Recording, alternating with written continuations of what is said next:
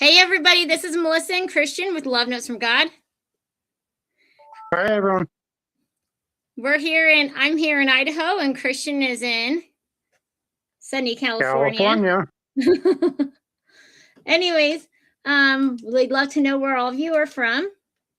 If you could put that in the chat, and I'd love to know how you heard about our live stream tonight. So anyways, we know that there is so much going on in the world, and there seems to be more and more things all the time happening.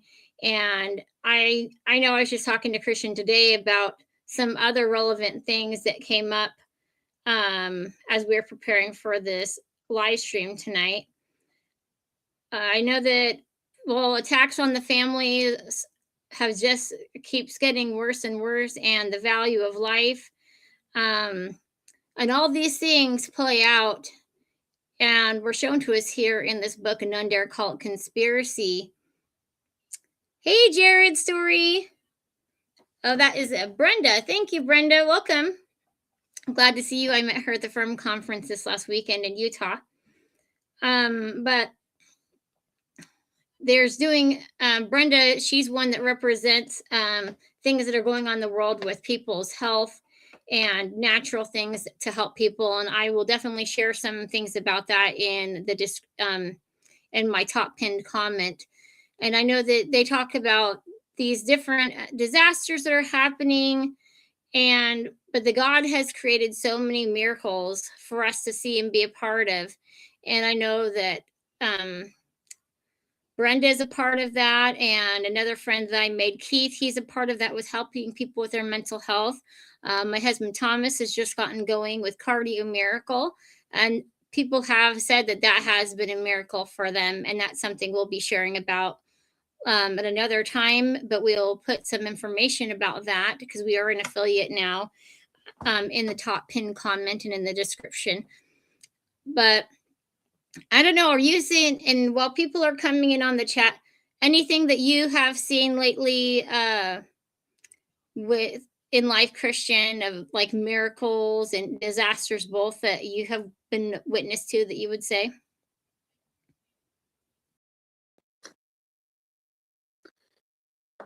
The volume's still low for me, but I did just see a thing about here's some good news to pay attention to, because pretty often when we look at the news, it's almost always bad news. I think in a way bad news sells more, but there are good things that occur, and they should get called out so we see that there is, it's not just bad stuff.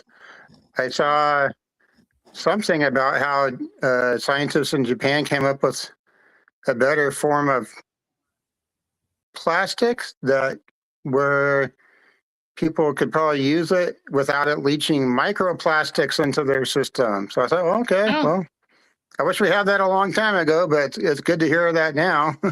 Yeah. And then one thing that was I saw being shared a few times on Facebook today in the Huntington Beach area, just about 2 or 3 miles from where I live, people were sharing a video of a very busy intersection, but there was a family of ducks walking across the street and using the crosswalk. And people love sharing that, and all the drivers seemed very willing to let them, do what they needed to do to get across. And it is a busy area by a freeway on-ramp and everything. And so that's just a couple of little things I've seen recently. Also in Huntington Beach, great white shark sighting by the pier. Oh. So they actually asked people to get out of the water, kind of let the shark do its thing without disturbing humans. And I mean, they don't want anybody to get hurt, but they want the wildlife to do its thing. So, And sometimes you just need to get out in nature and get away from the hustle and bustle and the news cycle, shall we say. Yeah. Yeah, for sure. Well, and so And that's the thing is that as I have done a couple of short little advertisements video for this live stream tonight, I talked about how, they would rather have us not be involved in politics if you're a believer, because then you're not going to feel that responsibility that we have from God for our brothers and sisters to do something about it. Whether it's something about us or whether it's our brother or sister. So it doesn't matter if it's us, it's we care. I know I had a little situation with some ducks. It was on Mother's Day that had little ducks had fallen down the stream by the grocery store. And I'm sitting there like crying because I had the firemen came to help get the little, ducks out. And it was like 12 of them. There was a lot of them in there. And the mother was just frantically going back and forth, needing some help getting these little babies out of the drain. But I just think, like, how often do people they've been deceived to think, oh, just worry about yourself. Just be concerned about yourself. And there's all these blessings that God has from us as we serve others and serve God. And he multiplies that. And so depression and a lot of these problems are because we're listening to what the world has told us through the adversary, to just worry about ourselves. And God doesn't tell us to worry. Our prophets and apostles, they don't tell us to worry. They tell us to be excited for Christ to return, that troubling times are going to be ahead, but God provides ways for us to have what we need. And so how we got started doing None Dare Call Conspiracy is our prophet, President Ezra Taft Benson. He was the Secretary of Agriculture under Eisenhower in the United States of America from 1953 to 1961. And he said during a general conference, which is to the world in October, he recommended to the world to read this book, None Dare Call It Conspiracy, to see Satan's deceptions through the world with power and money, but also showing clear examples through Scripture and our Savior, Jesus Christ, that God is in control. To quote my good friend Seth, this is from me, from Rise Zion, he said in a video that he had put out yesterday, the world is not spiraling out of control. It is moving towards divine control. And I felt like, man, if so many people understood that today, it would make such a difference for them in their lives, that we are looking forward to the return of our King. Not if, there's going to be a path of destruction, but there's also, it's like manure. There's going to be flowers. With all the crap, there's going to be flowers, right? And if you think, well, it takes that to make flowers, It says we've been reminded of the times that we are living through, Latter-day Prophets and Apostles, and what we see in the world, such as current politics through media, such as books and movies like The Hunger Games, which I'll be mentioning that later, and other media influencers, such as Glen Beck, and investigations done recently by Nick Shirley. Today on Love Notes from God, we'll examine the reality of power structures, moral agency, and the importance of spiritual awareness in times of uncertainty. While the world may feel increasingly complex and controlled, God has not left us without guidance. Through Scripture, prophetic counsel, and the teachings of Jesus Christ, we are reminded that light will always overcome darkness, and the voice of the Lord is constantly with us, even in perceived times of chaos. And we've recently been told to be the masters of AI. And I tell you, I made some of this up with AI, but some of those words were mine. And it's there to help us inspire, but not to take us wanting to receive personal revelation. Some of the scriptural insights are for we wrestle not against flesh and blood, but against principalities and against powers. That's Ephesians 6:12. When the wicked rule, the people mourn. Proverbs 29:2. Wherefore be not weary in well doing. Out of small things proceedeth that which is great. That's in Doctrine and Covenants 64:33. And it came to pass that I, Nephi, beheld power of the Lamb of God, and it descended upon the saints of the church of the Lamb. That's Nephi 14:14. And as we look for the God and we look for Christ, we'll see these things. The Lord God giveth light unto the understanding. That's in Alma 37:6. So One last little quote here, a couple of them. Ezra Taft Benson taught the Book of Mormon exposes the enemies of Christ. It fortifies the humble followers of Christ against the evil designs, strategies, and doctrines of the devil. Gordon B. Hinckley said, "We live in a world of great uncertainty, but we also live in a time of great opportunity," which is we just discussed with AI. Russell M. Nelson has urged in coming days it will not be possible to survive spiritually without the guiding, directing, comforting, and constant influence of the Holy Ghost.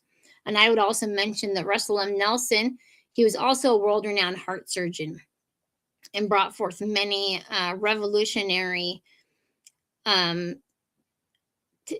strategies to help people. The last quote I have here is Thomas Jefferson. He once warned, "Eternal vigilance is the price of liberty." So, Yep. Yeah.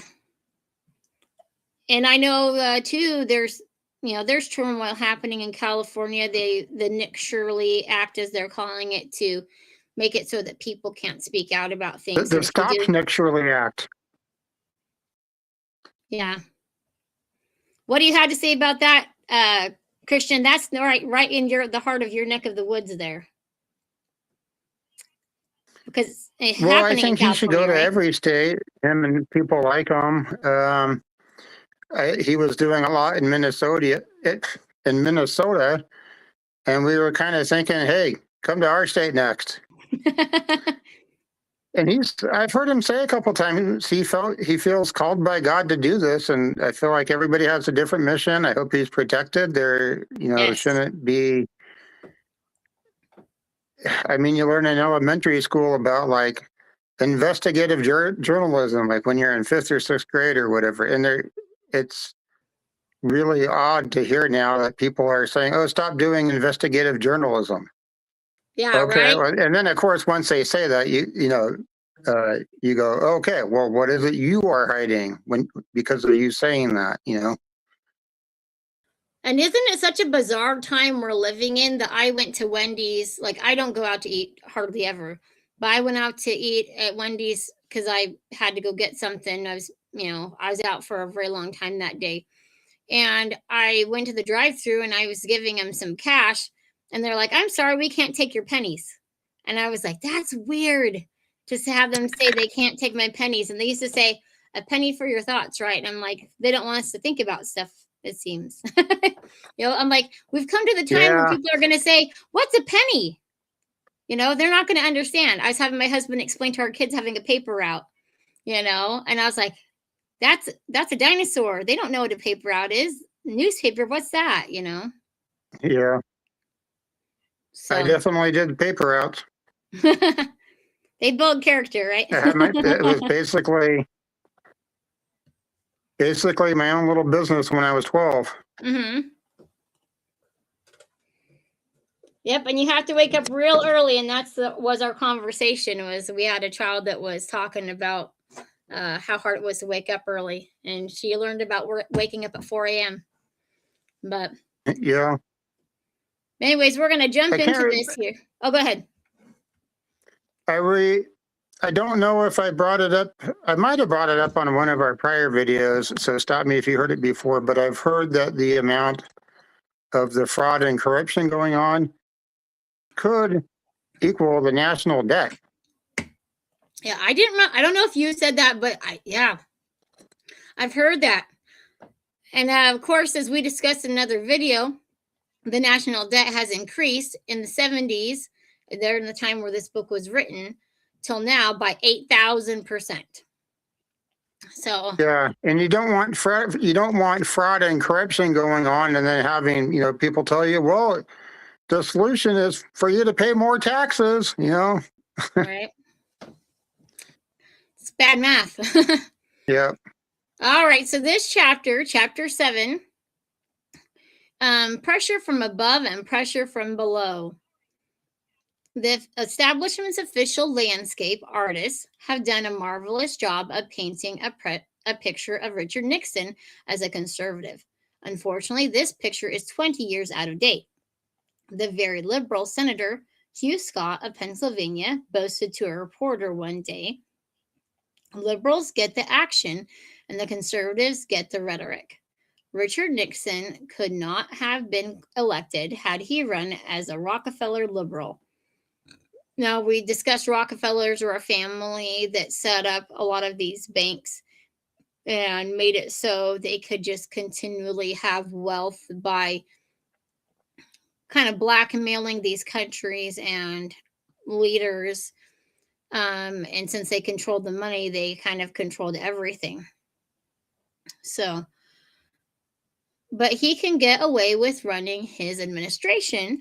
This is Nixon, like one simply because the landscape painters, we would call this now like the mass media, social media. Landscape painters failed to call the public's attention to the fact. However, columnist Stuart Alsop, in writing for a sophisticated audience of approving liberals, reveals the real Nixon. Alsop claims that if Nixon were judged by his deeds instead of his ancient image, the liberals' attitude toward him would be different. If only the liberals' Pavlovian response to the Nixon name could be eliminated. Also, Alsop, they would realize how far left he is. Therefore, Alsop substitutes a hypothetical President Liberal for President Nixon. If President Liberal were actually in the White House, it is not at all hard to imagine the reaction to his program. The right would be assailing President Liberal for bugging out of Vietnam, undermining American defenses, fiscal responsibility, and galloping socialism. The 4 basic presidential policy positions listed above would be greeted with hosannas by the liberals. Instead, the liberals have showered the president with dead cats, while most conservatives have maintained a glum silence, and thus the administration has been little credited for much genuine achievement. But there are certain special reasons, which Pat Moynihan omitted to mention why this is so. And we'll talk about this at the end of this little section about the things that happened in COVID, with who blamed and who took credit. Instead, the liberals have showered. Also, Alsop further explains how having the reputation of being an enemy of the liberal Democrats helps Nixon pass their program. For one thing, there is a sort of unconscious conspiracy between the president and his natural enemies, the liberal Democrats, to conceal the extent to which his basic program, leaving aside frills and rhetoric, is.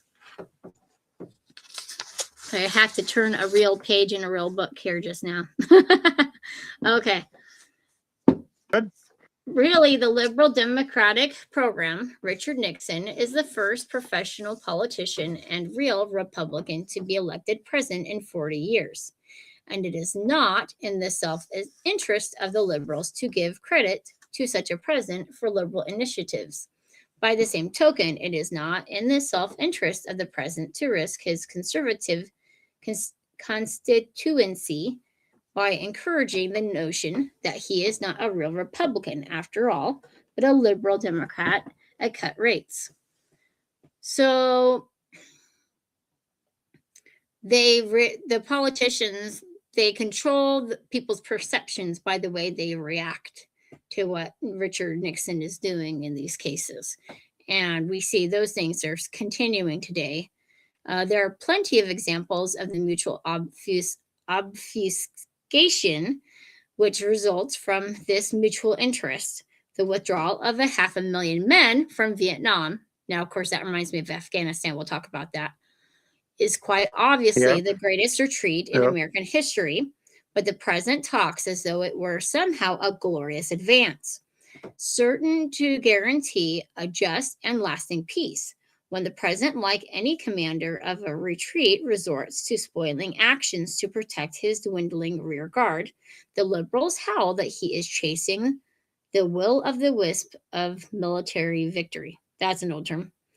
When the president cuts back real military strength more sharply than in a quarter of a century, the liberals attack him for failing to reorder priorities.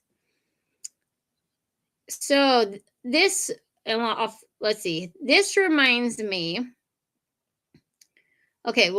this reminds me of the wall that Trump built Well, I'm going to continue and then I'll come back to that. Reordering priorities. The president, in his rhetoric about a strong defense, plays the same game. The result, as John Kenneth Galbraith accurately noted recently, is that most people, and maybe most congressmen, think the administration is indulging the Pentagon even more than the Democrats, which is the precise opposite of the truth.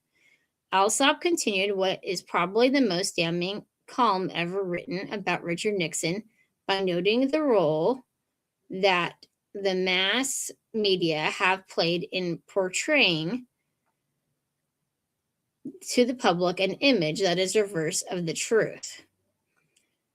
There's also a human element in this exercise in mutual obfuscation. To the liberals, especially the liberal commentators who dominate the media, Richard Nixon is Dr. Fell. The reason, hopefully Christian will be back in a minute here. This is not surprising. Not too many years ago, Richard M. Nixon was one of the most effective and least lovable of the conservative Republican professionals in the McCarthy era. The columnist himself, a member of the Societal Americans for Democratic Action, ADA, speculated on what the old Nixon would have had to say about the new Nixon. On his past record, it is not at all hard to imagine R.M. Nixon leading the assault on the president for his bug out. There he is. Fiscal irresponsibility, galloping socialism, and all the rest of it. So how can one expect Mr. Nixon to defend President? Let's see. I need to check and make sure that I did that. No, I think that's right. I didn't have that as you reading that part, did I, Christian? I don't think so. And now I just lost Christian again. Anyways, hold on a second here. I gotta check to see. I must have started on that next page, I think. Yeah, okay. So, all right. Mr. Nixon to defend President. Okay. Also, Alsop has revealed the real Nixon and is obviously pleased. Those who voted for Nixon shouldn't be quite so happy. If you like the Richard Nixon who ran for the presidency, then you cannot if you are consistent like the Richard Nixon who is president. Nixon and his fellow moderates have turned the Republican elephant into a donkey in elephant's clothing, so pretending to be something they're not. June 19th, 1959, Vice President Nixon gloated in the summary, the Republican administration produced the things that the Democrats promised. It looks as if it's happening again, which is weird to say we're doing what the Democrats promised, but you're a Republican. So if you're so different, why are you doing what they said they were going to do? I don't know. Seems weird. But so talking about the withdrawal of America from Afghanistan, and then also talking about the wall. So when we left Afghanistan, the U.S. military under Biden, they left people, which are like assets and resources and allies, and they left equipment, and they also left so they left people and like I said, weapons. So that's scary. And horrible things happened and we're done with those things. In the form of murder, honestly. And then also another thing is when President Trump was in office, he was building the wall for border security. And, they talk about, oh, hello, my friend David. He's a willing Leahona. Thanks for coming. And he talked that was always made to be a big thing. But when you really look at the path of destruction and you see the things that are actually happening, which they keep trying to cover up, you see how many people have been murdered and traumatized, and there's terrorists that have come across the border. The sad thing is there are many good people that have come across too in desperation because of how things have happened in their country, trying to provide for their families, because that is the most important thing to them. It is central to the Creator's plan. But and you got anything to say about that so far? I've got a little bit more to read, but what do you have to say? And you got anything to add there, Christian? I know when I was on my mission and talking with my missionary trainer, he said somehow we were talking about immigration issues. Mm-hmm. He was coming from Arizona, me from California, so we both had some awareness of it. And he said, well, the Book of Mormon said that anybody that comes to the land of America was guided by the hand of God or something. I thought, well, that doesn't mean that everybody should come in unannounced, unvetted. You know, that should never be the case. It should never be a complete willy-nilly, looks the other way type of thing. But yeah, I mean, America should be, that beacon on the hill and a true asylum for people that are coming from, horrible conditions. And when that's actually the case. Yeah. Well, and I had a friend from Mexico, and I was like, how come you're working here? And she's just a coworker. I was like, how come you're working here and your husband's not here? And she's like, well, the cartels one day stole our truck, and we were laying in a gutter, and bullets were flying overhead. And my husband's like, we got to get out of here. So as much as it was hard for them to part ways for the time being till he was able to get, legally come to the United States, she actually had been born in the United States. But it's just, I'm saddened all the time, even places like California, other states that have had different issues and challenges, that people have to leave home, because some people do want to move. They do want to go somewhere else, do something else. But many people are leaving home. They don't want to go. And of course, the Lord's hands in things. And we, when we choose to see him, we end up making lemonade with our lemons. But I think that's the thing, is the adversary, as I put in my little video that I did, he would like us to just think that we've, if we lose our stuff, we've lost everything, and not have a firm foundation on family, even to know that family matters to us and to God, and we'll be together again. So anyways, I'll read the last little bit that I have here on my part, and then you'll be reading your section. So let's see. If we have nothing to offer other than a pale carbon copy of the New Deal, if our only purpose is to gain and retain power, the Republican Party no longer has any reason to exist, and it ought to go out of business. The Nixon game plan, as Harvard professor John Kenneth Galbraith gleefully points out, is socialism. The Nixon game plan is infinitely more clever and dangerous than those of his predecessors, because it masquerades as being the opposite of what it is. Mr. Nixon is aware that most Americans fear big government. In August 1968, Gallup poll showed that 46% of the American public believed that big government was the biggest threat to the country. Gallup commented, although big government has been a favorite Republican target for many years, rank-and-file Democrats are nearly as critical of growing federal power as the Republicans are. Recognizing this attitude, Mr. Nixon geared much of his campaign rhetoric to attacking big daddy government. However, the Nixon administration has taken massive steps to further concentrate authority in the federal power pinnacle. And my last thing to say here too is, I shared, when the clips I shared in the videos that I did was about AOC and how Alexandria something Cortez, the tax the rich dress. Yeah, tax the rich dress. And I was like, Alexandria Ocasio-Cortez. Yes. I'm like, how do people not see that's the designer dress? That costs a lot of money. Yeah. So I'm just Yeah. like, huh, all right. And I just no shame, just complete blindness, and Well, that's the it's thing just is, about projecting the virtue of the message, where it's showing that they're projecting that virtue. yeah, Wait, virtue that's virtue signaling. signaling.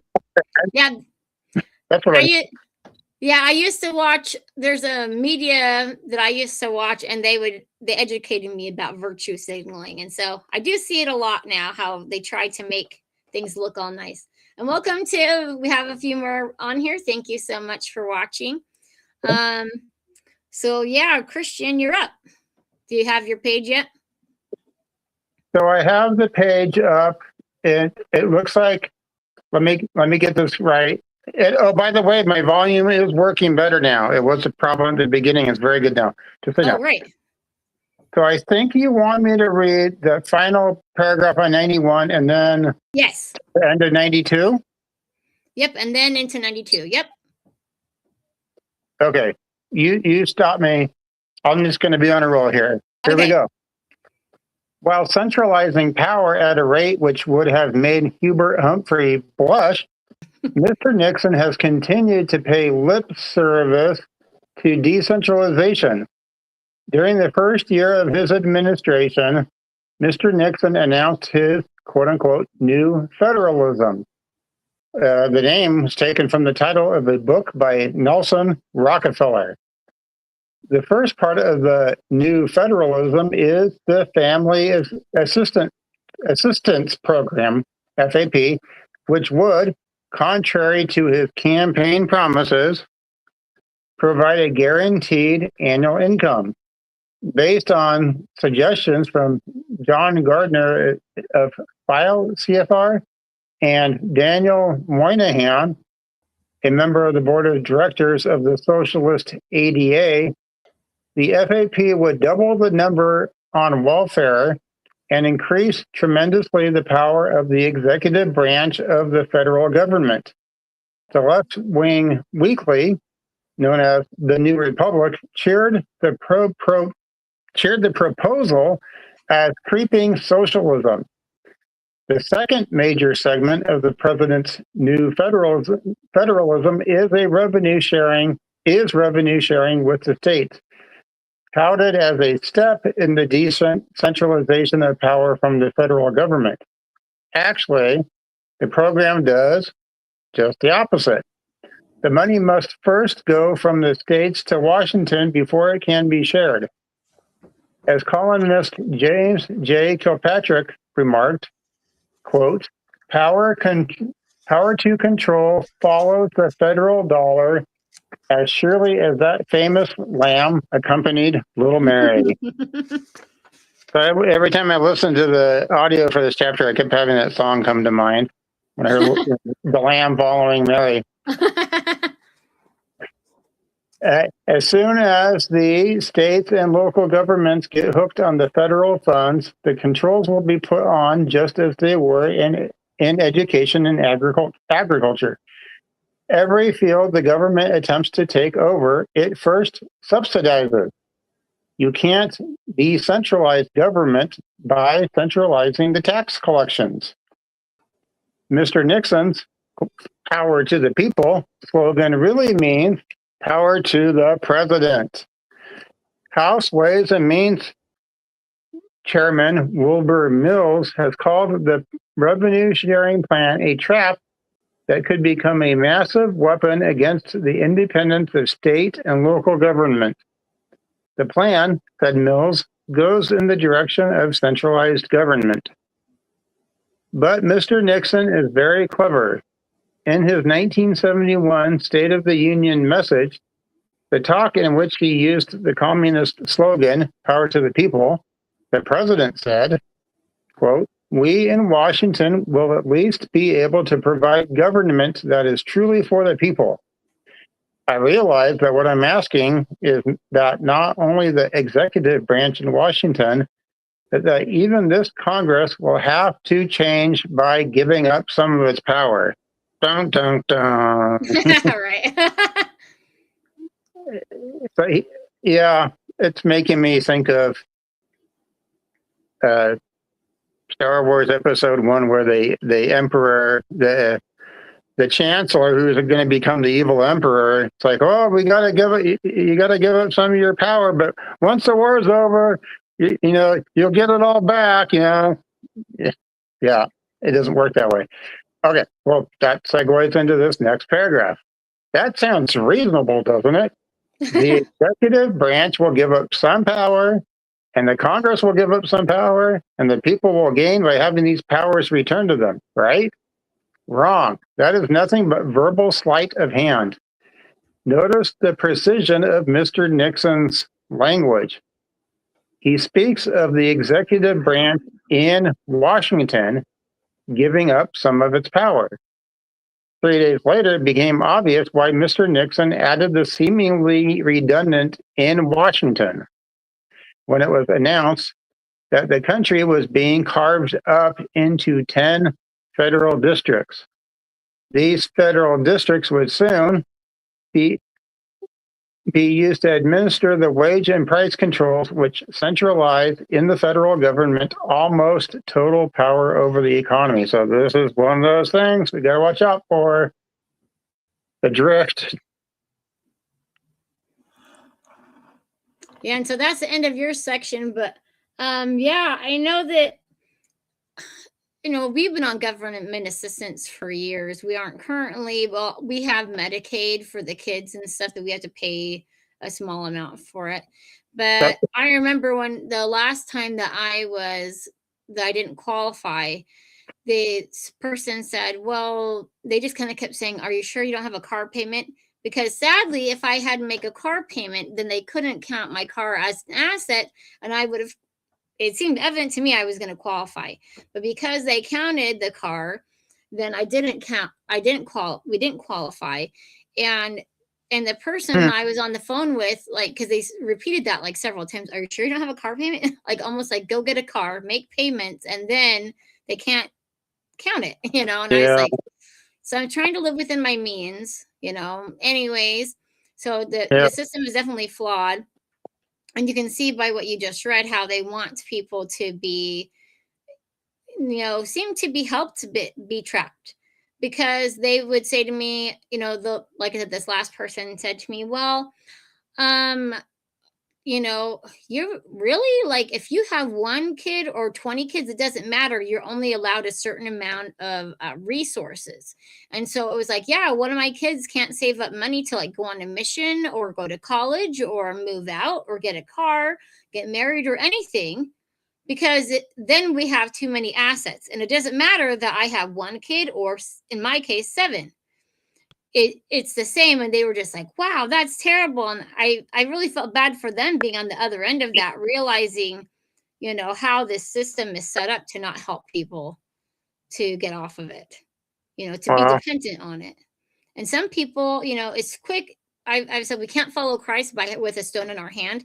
And so that's why we really have to avoid the adversary and recognize when he's there by not being ready to judge people, because we just don't know. I mean, I'm sure, especially in California, you guys had so many people come there. You've had people judge so many different things, and they say, well, Californians must want it that way. Who would want some of these things to be that way? Why don't you just see that there's absolute corruption, you know? And there's absolute corruption, and as we're seeing, plenty of places. Plenty. Well, they're not waking up and seeing things for what they really are. Yeah, man, I think that's like a big statement. People can. Yeah.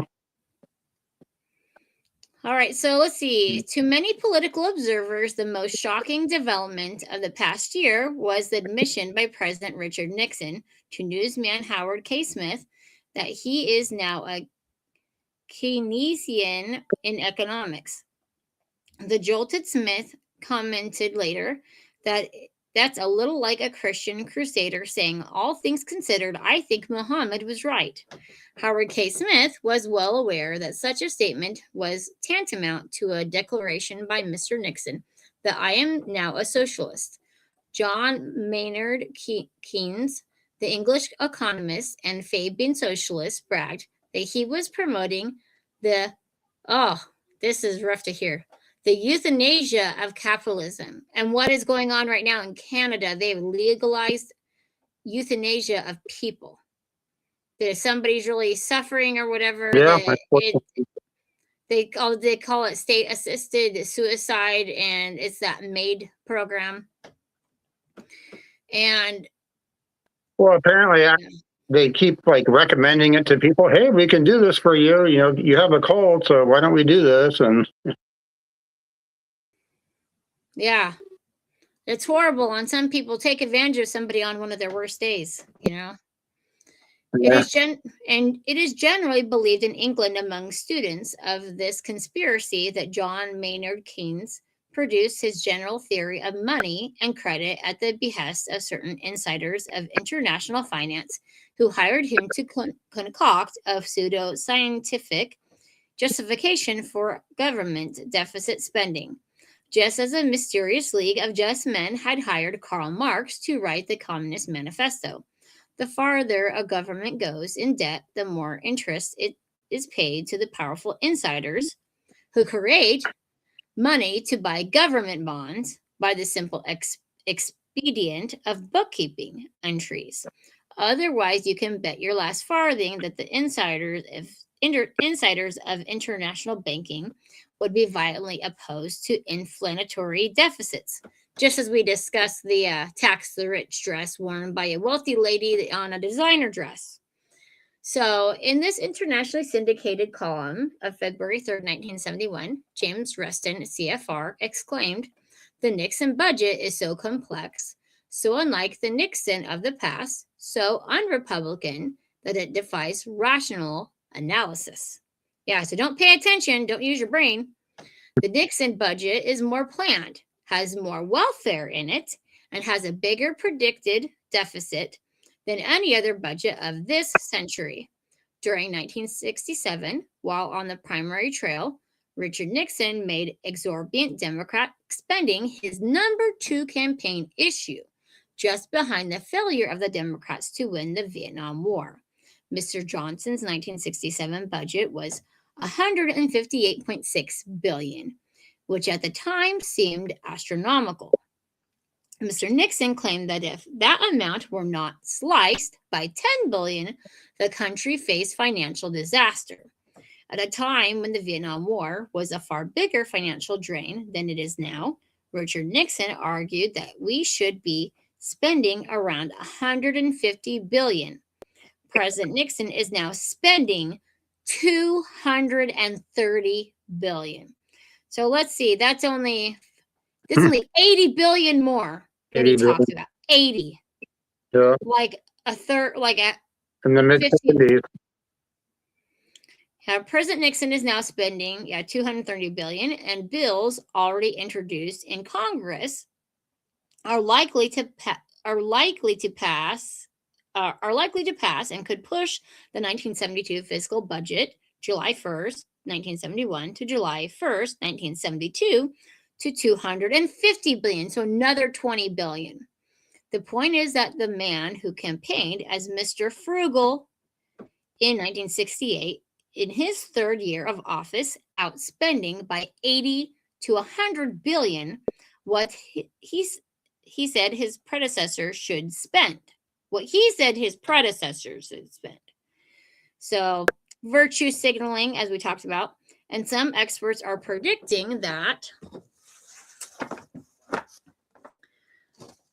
Mr. Nixon could spend as much as $275 billion next year.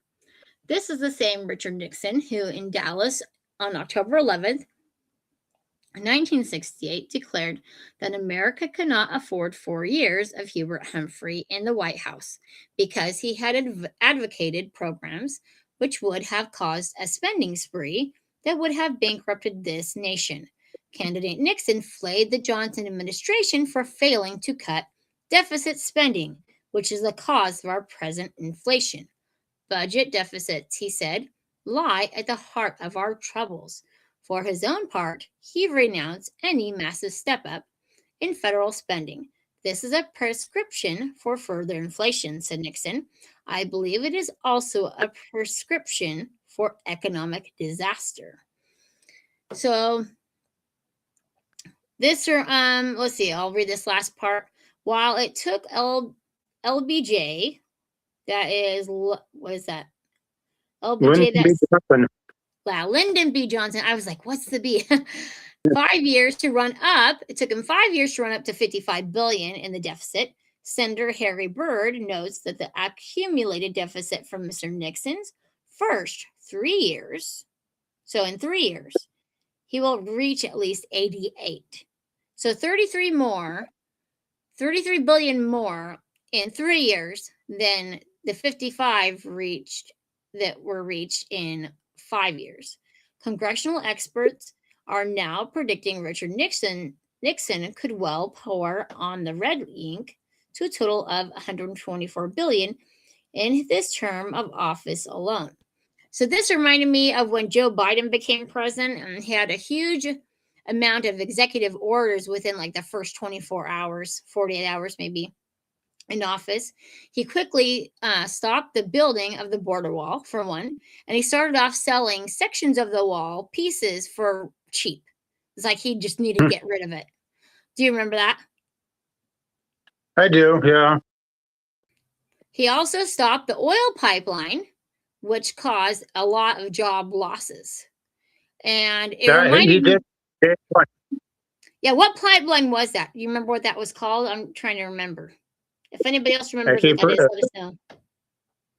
Oh, yeah. Put it in the note. Put it in the chat. Yeah. But this reminded me of a kid with daddy's credit card. Spend as quick as you can. It felt like, hurry, get rid of all the money. Hurry, get rid of all the money. We got to do it as quick as we can. Because I just couldn't see any other reason why he was doing what he was doing. You know, it made absolutely little sense. Here. Yeah. In the chat, we have archer musician GAP here. Hi, and Lord of the Stings. And they both said something. Oh, thank you. Thank you for being here. Yeah, Archer Musician says, hello, glad to be here. And Lord of the Stings says, I'm in the living room. That's Thomas. So, anyways, let's see. Now we're to your section, your next section. In order to halt inflation. Okay, and where do you want me to stop this time?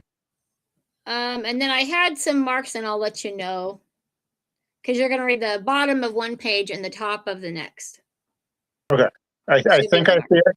Correct me if needed. Here we go. Okay. In order to halt inflation, Mr. Nixon has now instituted wage and price controls. Most Americans, sick of seeing their paychecks shrink and purchasing power each month, that's still going on, have overwhelmingly approved. But this is because most people are not aware of the real causes of inflation. And you can be sure that the establishment's landscape painters will not explain the truth to them. The truth is that there is a difference between inflation and the wage price spiral. When the government runs a deficit, brand new money in the amount of the deficit is put into circulation. As the new money percolates through the economy, it bids up wages and prices. This is easy to understand if you think of our economy as a giant auction. Just as at any other auction, if the bidders are suddenly supplied with more money, they will use that money to bid up prices. Inflation, in reality, is an increase in the supply of money. It causes the wage price spiral, which is generally mislabeled inflation. You could not have a wage price spiral if you did not have an increase in the money supply with which to pay it. This is not just economics, it is physics. You can't fill a quart bottle with a pint of milk. To say that the wage price spiral causes inflation is like saying wet streets cause rain. Yeah. Mr. Nixon, unlike the vast majority of the American public, is aware of the real causes of inflation. So he's aware. We keep talking about awareness. He was aware of what was going on. Yeah. So he explained it clearly on January 27th, 1970. And Brenda just said Keystone Pipeline. Thanks, Brenda. That was the one. Keystone. On the tip of my tongue. Thank you, Brenda. Mhm. Okay.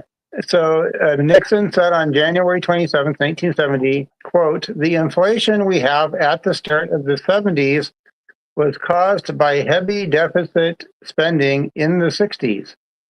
In the past decade, the federal government spent more than it took in, $57 billion more. These deficits caused prices to rise 25% in a decade." Okay.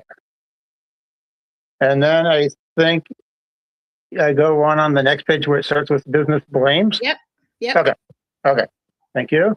Business blames inflation on the unions, and unions blame inflation on business.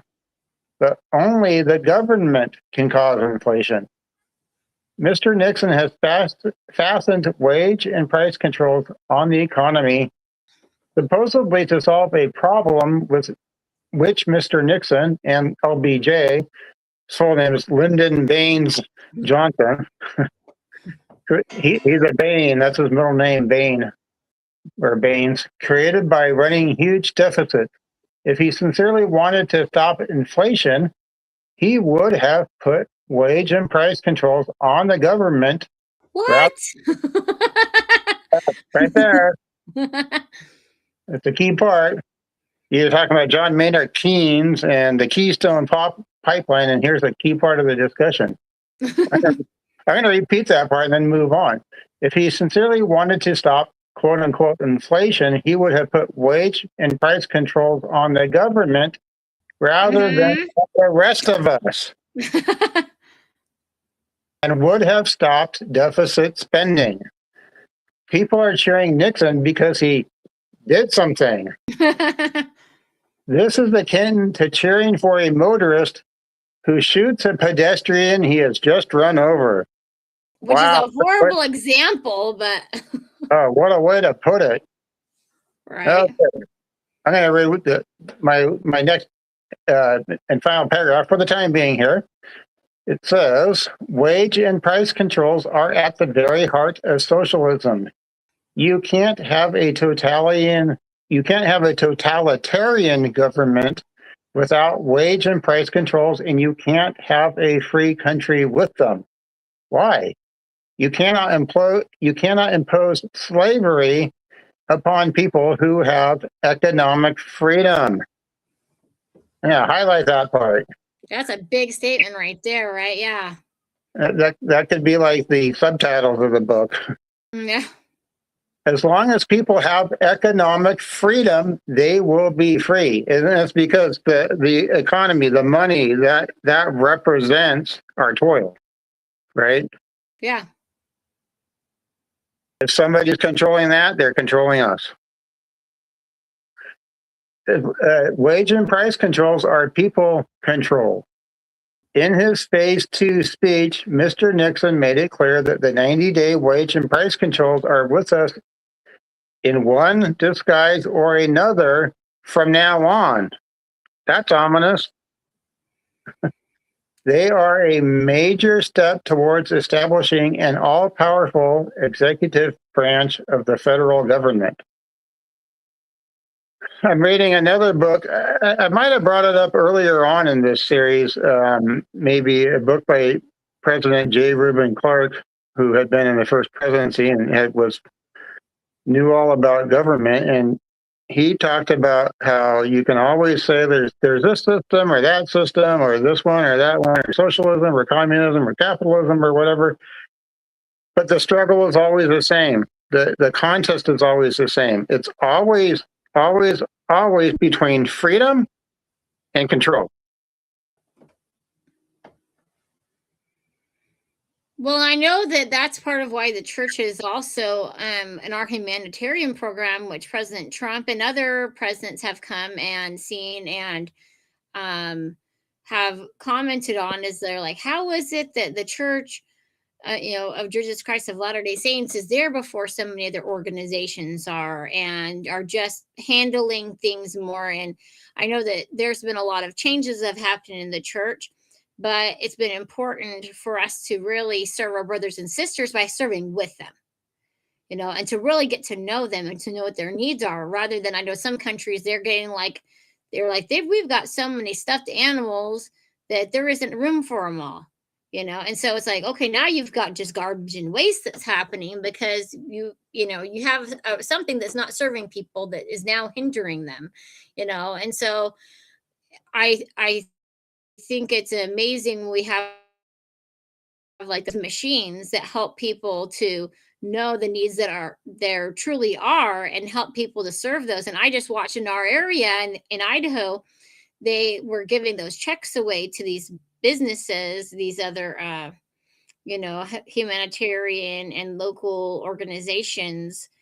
And it was amazing to see how people had come together to really take care of their brothers and sisters, rather than just saying, here's a stuffed animal, hope you feel better, instead Yeah. saying, here's a way to provide for yourself, here's an education, here's some food and clothes, but like they say, teach a man to fish and he'll eat for the rest of his life, but just give a man a fish, he'll eat for that day. And I know that's what the Lord is. They left the Garden of Eden. They're supposed to work by the sweat of their brow.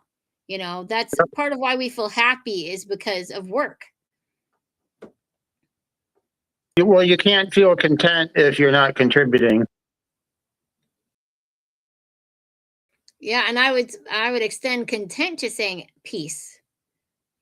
Feeling peace until you because that service and doing for yourself is also, part of having a relationship with God. But anyways, I'm going to go ahead and continue here. After the insiders have established the United Socialist. Oh, wow. Okay. After the insiders have established the United Socialist States of America, in fact, if not in name, the next step is the great merger of all nations of the world into a dictatorial world government. This was the main reason behind the push to bring Red China into the United Nations. If you want to control the natural resources, transportation, commerce, and banking for the whole world, you must put everybody under the same roof. And it's interesting because now it's called BRICS, right? What countries is that? Do you remember BRICS? Brazil, Russia, India, China, and then S stood for something. Sudan. I don't know. Probably not Sudan. And then so they had those first five that where they were able to form the acronym, and then a few other countries came into it, but they just retained the name BRICS. Yeah, it's interesting to see how these different organizations are happening. So the insider's code word for the world superstate is New World Order, a phrase often used by Richard Nixon. The Council on Foreign Relations states in the study number 7, the U.S. must strive to build a new international order. Capitals in the original. Establishment spokesman James Reston of the CFR declared in his internationally syndicated column for the New York Times of May 21st, 1971, Nixon would obviously like to preside over the creation of a new world order and believes he has an opportunity to do so in the last 20 months of his first term. And where have we heard this phrase of the new world order is the World Economic Forum. Yeah. If I remember right. Scary stuff if you hear them talking about things, and it's out there for people to see now. So a world government has always been the object of the communists. In 1915, in number 40 of the Russian organ, the Socialist Democrat Lenin proposed a United States of the world. And I said, what an interesting deceptive twist on the United States of America, where we were to all work together and allow people to have freedoms and the opportunity to advance yourself and not be stuck in the class system. Interesting how they're kind of making it. I say that we're so like gullibly nice where they're like, oh, we should let everybody in. No need for borders. Welcome everyone. I'm like, yeah, you that are saying that, unfortunately, a lot of you that say that are creating fraud, and you want the distraction so nobody will see what you're doing. Just keep bringing the money in. Well, part of what's going on there is, once again, they're telegraphing a virtue. Like, we're so virtuous that we won't vet people coming into the country. Right. We're just so loving that there's no screening process. But then, just like you're saying, they then take advantage of there being undocumented people in the country. And they go, oh, well, now there's people that will do jobs that Americans won't do, and they'll do it for less. Well, that's a class system. You're not supposed to have a class system in America. Now, I around the time of the pandemic beginning, there was somehow I found myself in some discussion about this on Facebook, and somebody was saying, well, just that point, like, oh, we need to let people in so we'll do the jobs the Americans refuse to do. Right. And then I said, well, okay, so I think you're saying that there shouldn't be any border patrol. Is that what you're saying? And he goes, no. The border patrol is fine because that gives those people jobs. I said, well, think this through. Think this through. Logical conclusion. You're saying you want people to have border patrol jobs and get paid for it, but you don't want them to do a very good job at their job. Yeah. But then when they do the job, that will allow people to come in so that they can come in and work and then not get paid minimum wage. Are we thinking all this through? Ugh. Penny for your thoughts, friend. Sorry, I don't have any more pennies. Happens. Right. I keep wondering, well, I've heard like every penny that's created costs something like 2.1 cents. Or I'm like, well, what if they made a 2 penny coin or a 3 penny coin or something? Yeah. The penny thing is funny. I was at a market yesterday and got a couple of things, and I saw on the display on the register penny rounding, and I think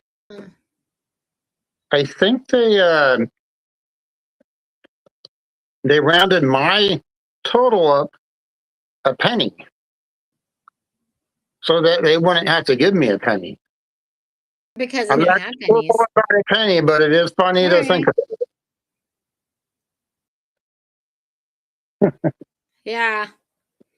Well, let's see. Let's get back into this. The program of the Communist International of 1936 says that world dictatorship can be established only by victory of socialism in different countries or groups of countries.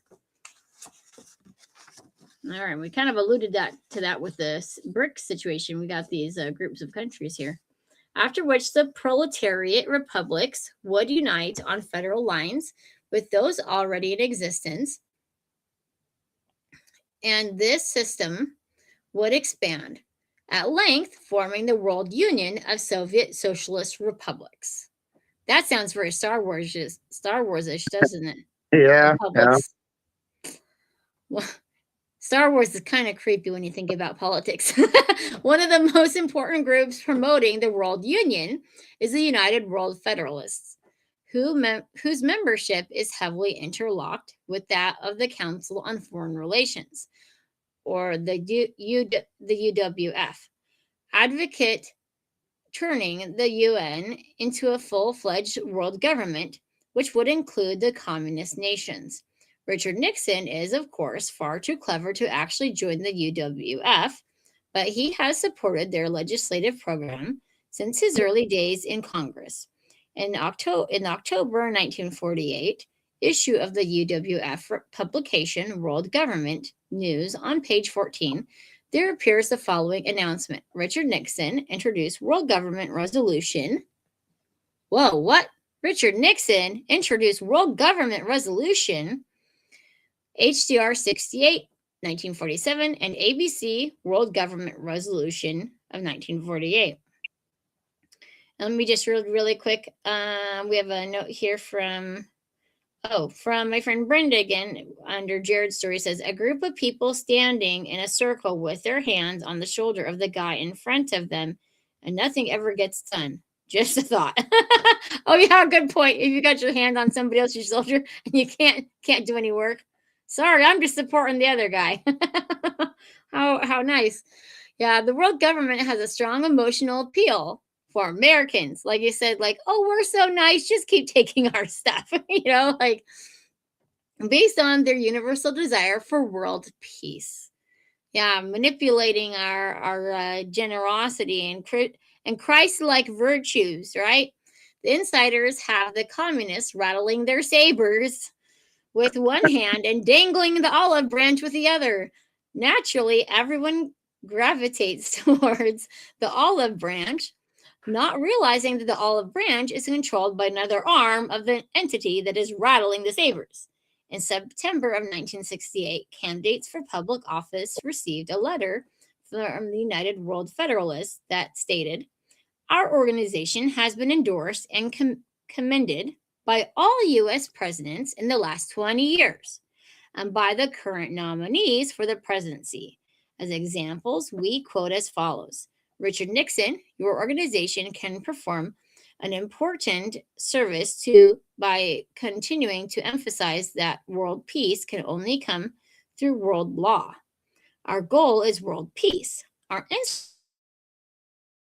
instrument for achieving and justice. If we concentrate our energies toward these ends, I am hopeful that real progress can be made. We're going to have to talk about the Green New Deal after this, after I finish my section. Hubert Humphrey, every one of us is committed to brotherhood among all nations, but no one pursues these goals with more dignity and dedication than the United World Federalists. There really was not a dime's worth of difference. Voters were given the choice between CFR, CFR, Committee for Foreign Relations, World Government, Advocate Nixon. Council. What was it? What was CFR again? Council of Foreign Relations? Council of Foreign Relations, Yeah. Yeah. Or CFR, World Government, Advocate Humphrey. Only this rhetoric was changed to fool the public. So, and as I said, Americans, we are just going to be so nice. It's, I'm like, this isn't like Star Wars where the Sith say that like there's only these couple of choices. And I'm trying to remember what was the quote I had about light and dark. It's from Obi-Wan Kenobi says it. Talking about the choice between light and dark. But yeah, it's interesting how much God can teach us through different medias. I remember seeing the first Star Wars movie in 1977 and driving home, and my dad was saying, the Force, I think that's like the Spirit. But then there's also where the Jedis have issues is where it says that you must let go of anything that means something to you. And so I'm like, no, we don't let go of our families. Families are important. That's where the Jedis are amiss. Well, yeah, that's where you get into more of the storylines from the books and stuff, the expanded universe. It talks more about how, like, yeah, the Jedi generally were good, but they shouldn't have gone so far as to say, like, you can't have attachments, and that was a little bit too much. Yeah. All right, so now you are up. Bottom of page 96, which I think I'm covering with. Oh wait, I wrote it down. I wrote it down on the top of the page. So you have a sentence written on the top, and you have a sentence written on the bottom. Okay, so I think next page to read. What I see right there is what I read. Yeah, a world government. A world government requires a world Supreme Court. And Mr. Nixon is on record in favor of a world Supreme Court. And I know I've only read it like that sentence there, but I think the problem there is if that's imposed on people against their will. Don't just tell Americans, hey, this is, there's a world Supreme Court now that you're all just subject to, just so you know. So going on, and a world government must have a world police force to enforce the laws of the world superstate and keep the slaves from rebelling. So this is about, right here, it's talking about being against the will of the people. Like, don't have any uprisings, make sure you don't do that. The Los Angeles Examiner of October 28th, 1950, reported that Congressman Richard Nixon had introduced a resolution calling for the establishment of a United Nations police force. Wow, so that was 20 years earlier. Not surprisingly, and I think you're saying in the margin here that the part I'm about to read is sounds similar to the Hunger Games, and I think maybe like you're talking about the new movie about to come out. Yeah, there is a new one coming out, but in the Hunger Games, I have this also in the little short video that I did. They have what they call the peacekeepers. So as I say, like, we're going to have this police force to control everybody, to help everybody. Did we say control? Help everybody. I did read the first 3 Hunger Games books, and then they came out with 2 more. One was like later in the storyline, and one was like a prequel or something. And one of those extra books is sitting on the shelf right here, and I should read it sometime. Anyways, I'm going to get back to this paragraph, or start the paragraph. Not surprisingly, the insiders have their pet planners preparing to administrate their world dictatorship. Yep, it's in the works. Under an immense geodetic dome at Southern Illinois University is a completely detailed map of the world, which occupies the space of 3 football fields. Wow. Operating under grants from the Ford, Carnegie, and Rockefeller Foundations, all of which are extensively interlocked with the CFR, a battery of scientists, including everything from geographers, psychologists, and behavioral scientists to natural scientists, biologists, biochemists, and agronomists, are making plans to control people.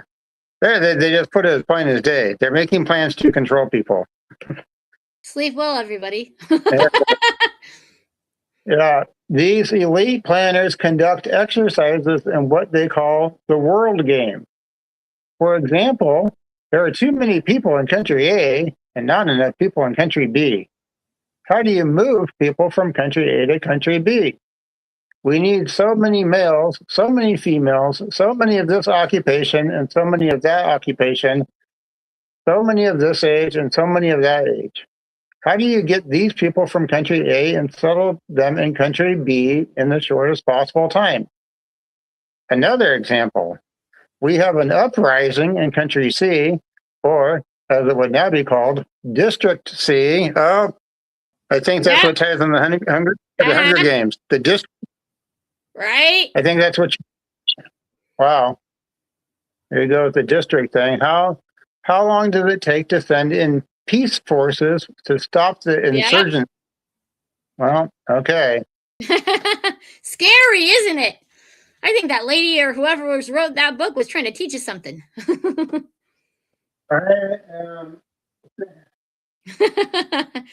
Christian's like, that's it. I got to grab the book. Right? Yeah, I haven't seen the movie and I haven't read the book, but I've listened to all the other books. Okay. Suzanne Collins, and I'm reading this thing from None Dare Call It Conspiracy, and I'm wondering how much knowledge of this that Suzanne Collins had. The world game, people, and it's the Hunger Games, run exercises on global control. If you plan on running the world You cannot go about it haphazardly. That is why the insiders of the Ford, Carnegie, and Rockefeller Foundations are making these plans. The real name of the game is 1984.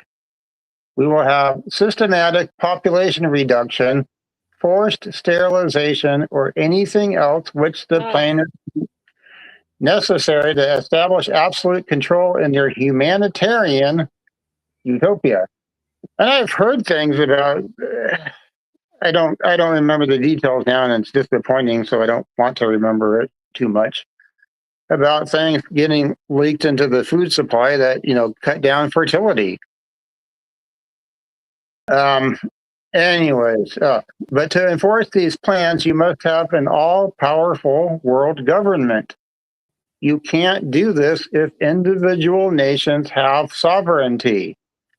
And before you can facilitate the great merger, you must first centralize control within each nation, destroy the local police, and remove the gun from the hands of the citizenry. Now turn over your guns. We're going to come knocking on your door next week. Yeah, pandemic 2020. We're hearing about all this stuff. Yep. You must replace our once free constitutional republic with an all-powerful central government. And that is exactly what is happening today with the Nixon administration. Every action of any consequence, despite the smokescreen, has centralized more power in what is rapidly becoming an all-powerful central government. And then I'm looking at, there's another note in the margin. You can read that. Do you want to read that? I don't know. Yeah. So I was just talking about the pandemic. They had the removal of our God-given rights. And now they're talking about them being, I said this in my video too, like, if you're good, we'll give you back some of your privileges. Yeah. I was like, what? There's a reason why the founding fathers put that these were like our unalienable rights given to us by our Creator, by God, not for government to dictate whether or not we have or deserve them. Like I said, life. And when you think about that, it's really sad to sit there and talk about this, they're talking about the forced sterilization, and then also, of course, the forced abortions as well in some other countries. And I just, I think the reality check for us, I was talking to one of our daughters and I was like, imagine finding out you're pregnant and you're a married person and you're upset because that means you have to abort this baby. Horrible. Oh. We just don't understand. We don't even understand. And that's why they've tried to make, rain dead cats or whatever, as they've said, on people celebrating the United States of America, that this could be a place where the church could be restored. The Church of Jesus Christ of Latter-day Saints, that we could receive the records of the Book of Mormon, have prophets, living prophets and apostles. And I had a friend during the pandemic too, that, they shut down these churches. Well, we'd already rolled out Come Follow Me. We have a prophet, of God who was told and they're prepared ahead of time for us to be able to continue with church. And I had a friend that I had talked to about our church, and he was like, oh, well, I read the Book of Mormon. I just read it like it was a story or something, not that it was real, and I mean, I can testify to you, as I've read the Book of Mormon, I'm sitting there feeling their personalities of the people that wrote it, seeing in my mind, like imagining the people in my mind, because it's like I can feel them that real there, that they are real people and stuff. And it's so sad, people that have been blocked from having this knowledge of more witnesses to what God is doing and some of these other positive things that are happening. And I see how a lot of them sit in fear, and Satan controls by fear. He's used this money to control people, and we all think about different things. But when you hear about forced sterilization, abortions, you go, whoa, what? And it talk about moving people. We just don't even realize what they're doing to us, and the people that have come here. And then what are they doing? They're be like, and hate these people that come. Yeah, some people are not here for good intentions, but others, I tell myself as I see I work at a big chain grocery store, and as I see somebody, I try to remind myself that that person, the last thing that they saw before they left their country may very well have been their whole family killed right in front of their eyes. You know? And so if Well, I see somebody, I'm like, I wonder why they're not smiling. Do I really want to know? Or am I just sitting there being like, smile, it's more becoming, be nice and smile? Or do I care about my brother and sister? You know, do I care about them? we're all So, children of God of equal worth. Sometimes you see people, like you said earlier, you don't know their story. But I try to do this exercise in my mind of like, whatever I'm seeing now about this person is their very temporary circumstances of the moment. It's not their eternal identity. Don't let it make them seem less than worthy in your eyes.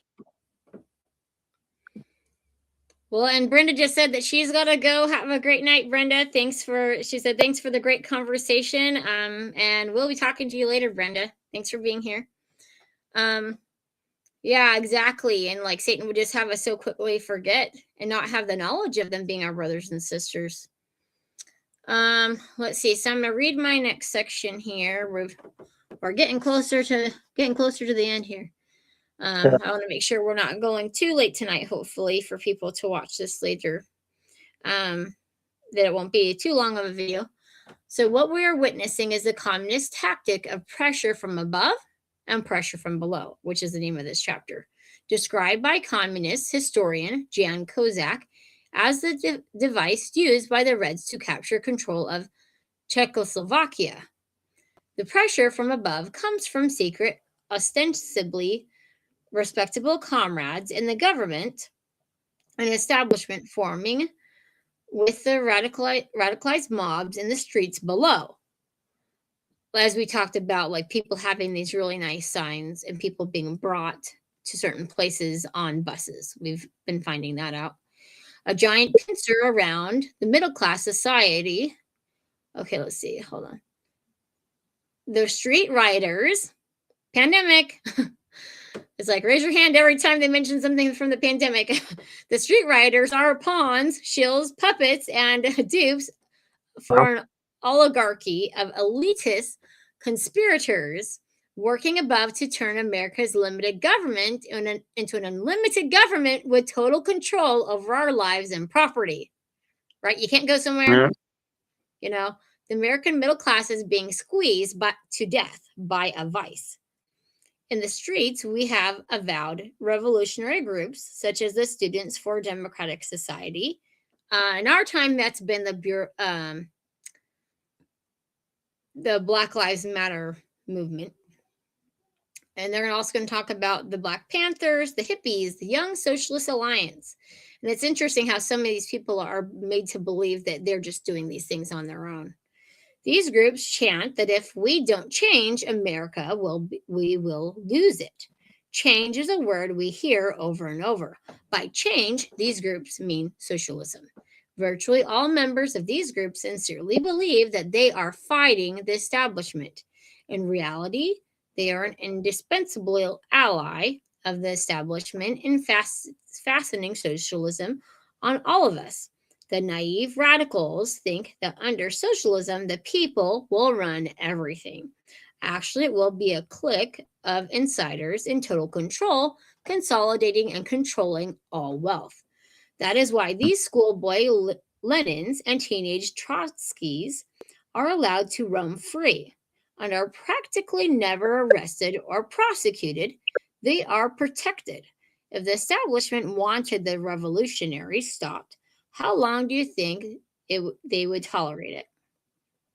Another thing I wrote down here is in 2020, the big businesses were allowed to stay open, but small businesses and churches had to close. Yeah. Nothing suspicious going on here. Just keep walking.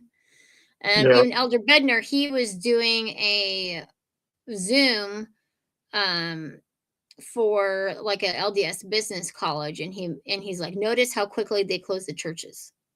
Yep. And it was like, But boom. liquor store.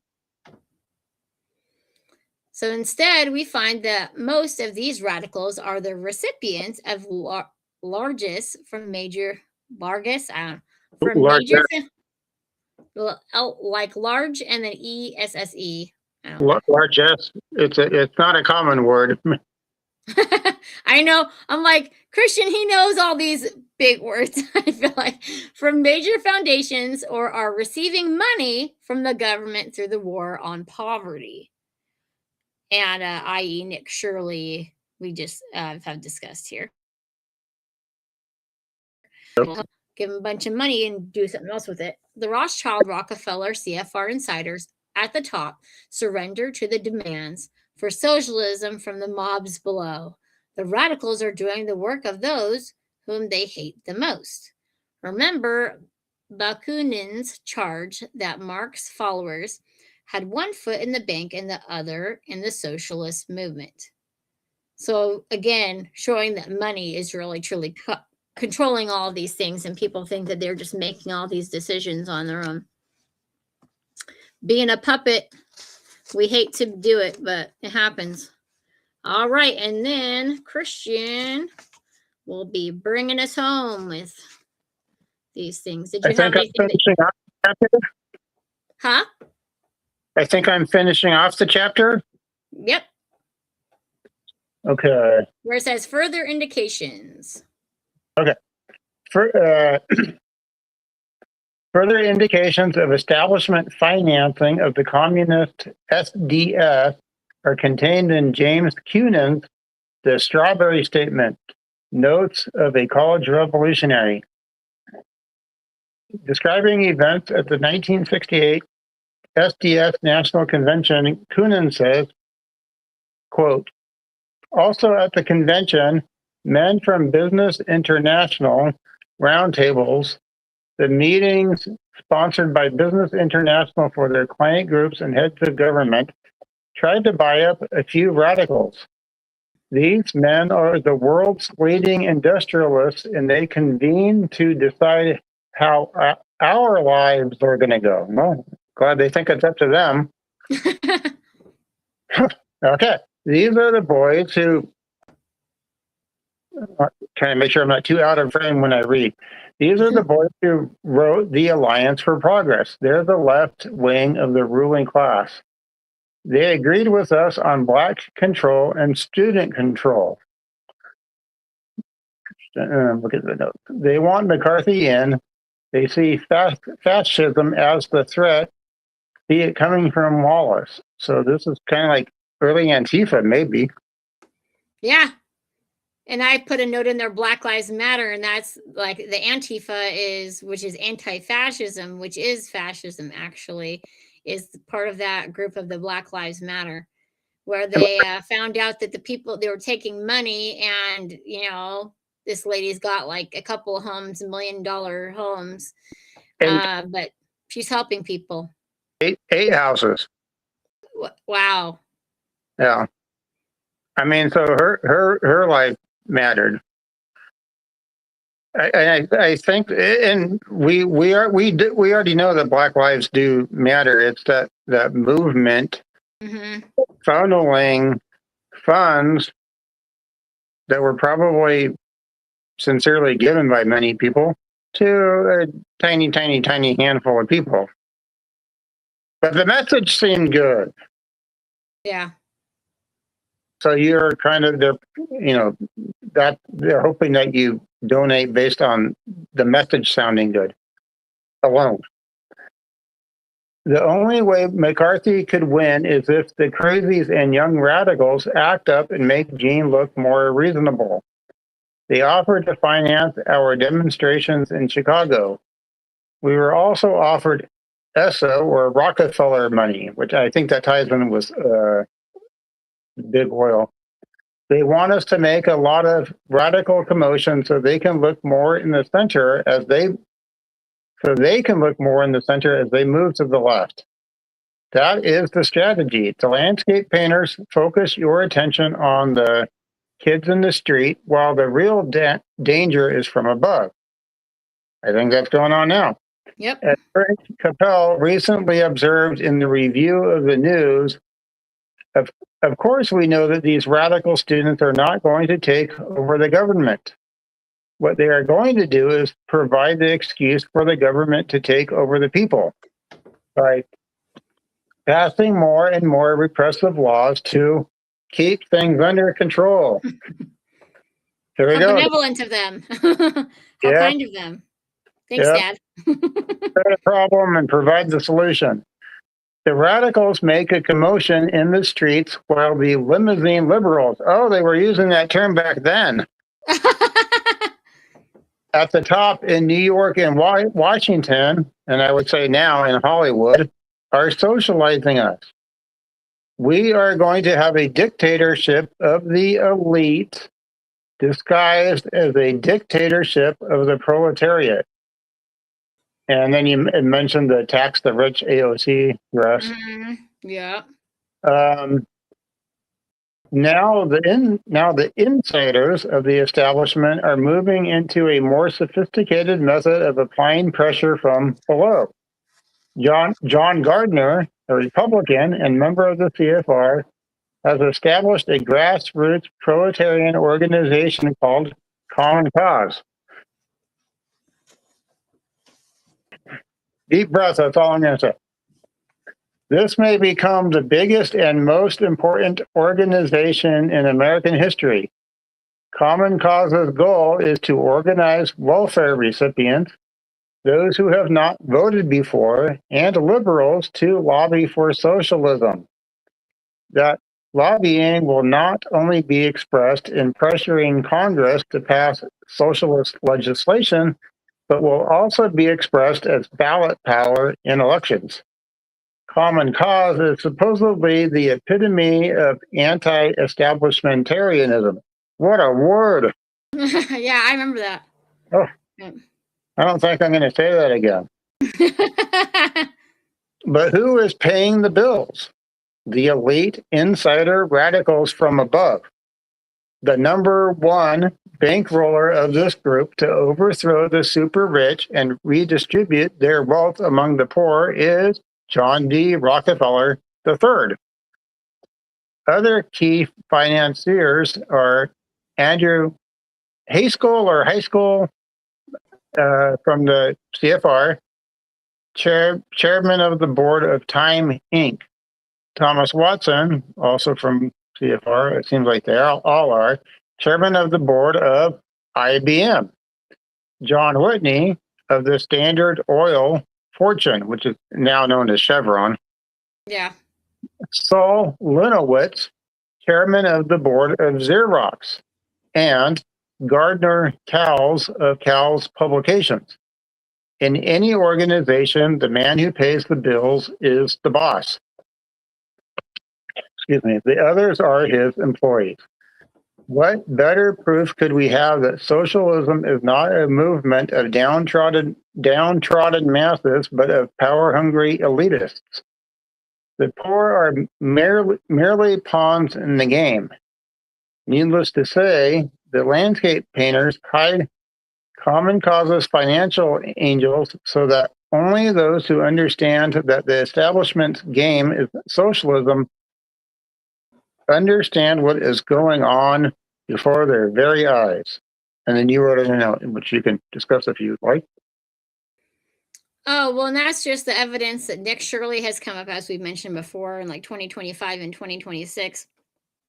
And there's a reason why they're having this bill come out against him in places like California. And I know that there's been a reason why so many people have left their homes and moved from California, is a lot of those things are going on. I mean, what does a person do when they can hardly have a home or anything because expenses have been so bad? And there's only certain areas where it feels like your vote matters. And so, there's been the greater Idaho that they have tried to start. And that's like sections of California that are more similar in their conservative values of family and things that I can understand how they want to be a part of being able to have their vote matter, and feel like their constituents truly represent them. and Oregon and Washington too. They would like to be part of Greater Idaho. And of course, things are not, just that simple. But I was really surprised.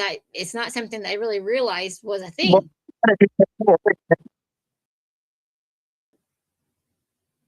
Yeah. A lot of people in Oregon and Washington don't want everything decided for them by a few people in Seattle and Portland. Well, and of course, we're kind of finding out that a lot of those people aren't people who are necessarily living there, because there's been so much fraud, even in the voting and elections and things. And that's the hard thing, was when you have people give up and leave, you go, how do you fix it? If you don't have the people there to stand up anymore. So, because they just, kind of lied down and left. But anyways, so, so that's the end of chapter 7 for tonight. The next one is chapter 8, and it says, "You are the answer." And that's going to be a pretty short chapter, actually. But that's going to end up wrapping up the book here. So that'll be next Friday, 8 p.m. is our live stream. Thank you, everybody, for joining us. And Love Notes from God. We just want to see how God is working in our everyday lives. And even though Satan is presenting and the world is presenting chaos, there is direction from God and lessons from Jesus Christ of how we can live happy lives and have families and have faith in Him, and He'll provide for us what we need. Is there anything else that you wanted to say in closing here, Christian? Well, I think it's going to be great to cover this chapter 8, especially with that title, "You Are the Answer." And it takes each individual waking up, spreading the information, and that takes the foothold in a way, step by step, from the people that are conspiring. Yes, those secret combinations. Sorry, what was the last thing you just said? Looking forward to discussing it. Yep. So, anyways, thanks, everybody. Have a good night. And we will talk to you all later. See ya. Thank you, Bye. everyone.